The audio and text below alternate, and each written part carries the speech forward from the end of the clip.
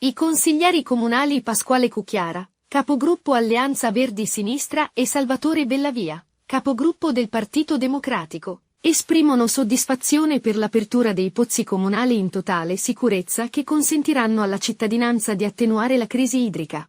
È una soluzione su cui lavoriamo da tempo, di concerto con l'amministrazione comunale, insieme ad altri accorgimenti che faranno diminuire i turni di distribuzione idrica. Fra le varie proposte, abbiamo chiesto una maggiore collaborazione ai paesi agrigentini che detengono importanti risorse idriche e che non hanno ceduto le reti ad AICEA, nonché l'installazione di un rubinetto presso Fonte Canali. Del resto, dichiarano Cucchiara e Bellavia, la nostra posizione è nota da tempo. La crisi idrica non è solo una diretta conseguenza dei cambiamenti climatici, ma è soprattutto frutto dell'inadeguatezza politica della regione che manca di una strategia complessiva del sistema idrico. Non è mistero che gli invasi siciliani manchino di manutenzione e non riescano a contenere elevate quantità di acqua e che la rete idrica disperda più del 50% del prezioso liquido, per non parlare dell'assenza di sistemi alternativi di approvvigionamento idrico, di dispositivi tecnologicamente avanzati e dell'utilizzo delle acque reflue. Per queste motivazioni crediamo, concludono Cucchiara e Bellavia,